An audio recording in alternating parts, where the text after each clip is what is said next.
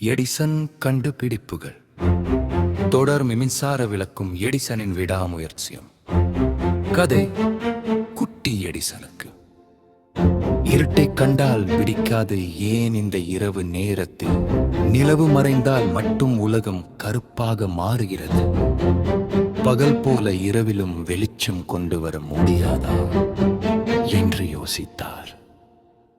பெரியவரானதும் அதற்கான சோதனையில் இறங்கினார். ஒரு கண்ணாடி குடுவைக்குள் நூல் போன்ற ஒரு பொருளை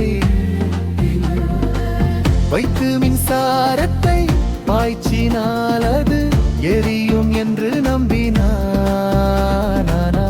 அவர் அதை வைத்தும் அது சீக்கிரம் கருகி போனது. மூங்கில் பருத்தி நூல் ஏன் மனித கொடி வரைக்குள்ளுக்கும் மேற்பட்ட கொடிகளை வைத்து தோற்று போனார்.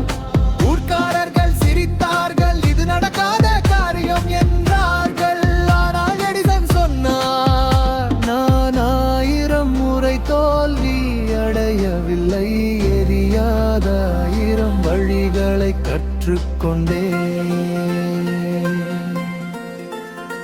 கடைசியில் கார்பன் தடவிய பருத்தி நூலை பயன்படுத்திய போது அந்த விளக்கு 40 மணி நேரம் தொடர்ந்து எரிந்து உலகையே ஆச்சரியப்படுத்தியது. யுமுனை நிரட்டிய விளக்குதான் இந்திரம் வீடுகளில் எரிகிறது.